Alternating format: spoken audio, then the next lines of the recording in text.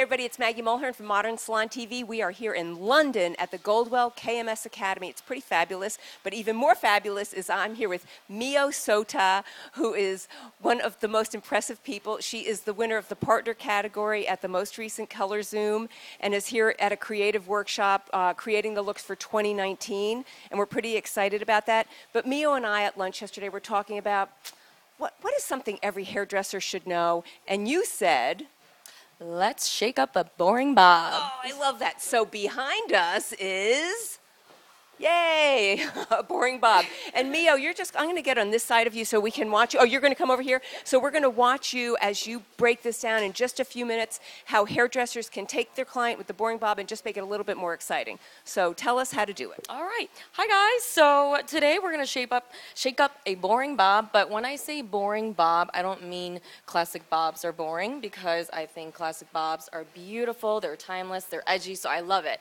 But what I'm talking about is one of those clients that have been wearing bobs for ages, like 20, 30 years. How do we get them to switch it up a little bit and jazz it up a little bit? So for me, before I dive in, what is a classic bob? Classic bob can have layers, it can have some graduation, it can have a fringe, it could be square, triangular, or round, but it's always going to have that strong outline, right? So we don't want to lose that, because client who has been wearing a bob, that's their security blanket. We want to shake it up, but we don't want to freak them out. So making sure that we leave that strong, bold outline nice and solid, as well as the face framing too, keeping that nice and structured. So what I'm going to do is I'm going to go ahead and leave out this front layer here, because as I mentioned, we want to keep that nice and solid for them. And the size of the section, it depends on your clients, and it depends on the density, the texture. So on this mannequin, she's got medium density, so I'm taking about a 1/4 inch section, and I'm going to go right in and grab that, lift it up ever so slightly. And what I'm doing is, this is the crucial part. You want to make sure that you drop out enough outline so that the perimeter stays nice and blunt. And I'm going to go right in and diagonally just go right in, deep point cutting. Okay, don't be afraid. But the key is to leave that top layer. You don't want to cut into that, because again, you want to make sure that the top layer veils over all that texture, so visually your clients aren't going to see the difference, but the little goes a long way, and they definitely are going to notice when they go home, because they're going to have this beautiful texture. So I'm going to comb that section out, and if you need to use a clip, go ahead and clip that away, because another important factor is that you don't want to cut the section that you had already cut, because we don't want to over-texturize. We're not trying to over-texturize, we're just trying to give it a little bit of movement, which is going to give her some body as well, which will be really fun.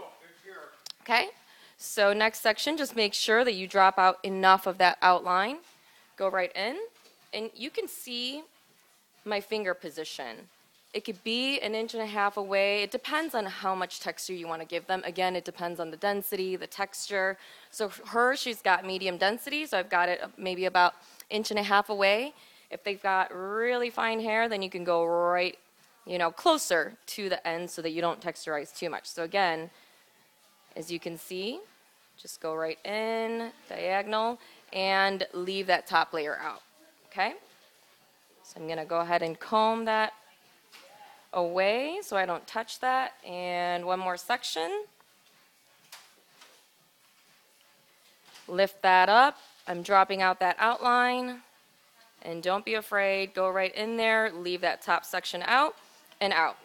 So I've already done the other side for time's sake. And you can kind of see, do you see how much texture you get from that? So you still have that strong outline, that classical bob, but also you've got this really nice movement and texture. And you can also do that on the fringe. On this side, you can see that it's really heavy and very solid, which is beautiful too.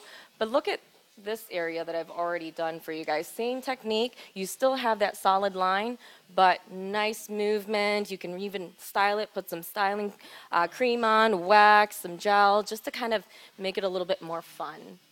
Okay, so I have a question. Is there any head of hair or a bob where you wouldn't use this technique? I wouldn't say so. I think it works for every texture. You just have to really be careful on how much you drop out, what section you take, the size, and also how much you deep point into it. Like I said, if it's fine, don't deep into it too much because it's going to collapse the shape, because we don't want to lose that density and that weight, because a lot of clients that have a classic bob or have been wearing it tend to have finer hair, and they like that shape because it keeps the weight, it gives them that fuller feeling, so we don't want to take that away. We're just trying to add a little bit more movement. And what if she has curly hair? And come closer. You're running away from me. All right. if the hair is curly or wavy. If it's curly, you can use a little bit of different technique. You can definitely use that technique as well. But for me, it also works if you go right in there, taking, again, the same kind of section, vertical section, and just go from underneath and slide, cut through. And what that does is it gives it miniature graduation underneath from each layer, again, without touching the top layer and the bottom layer. And I lied. Did I say that was my last question? It's not. You're cutting dry hair. Should you always do this on dry hair, wet? Does it matter?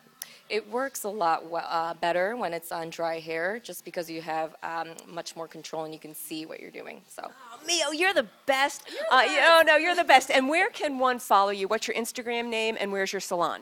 Instagram name, Mio Sota Hair, Miosota Hair, and the salon is at Trio Salon in Chicago.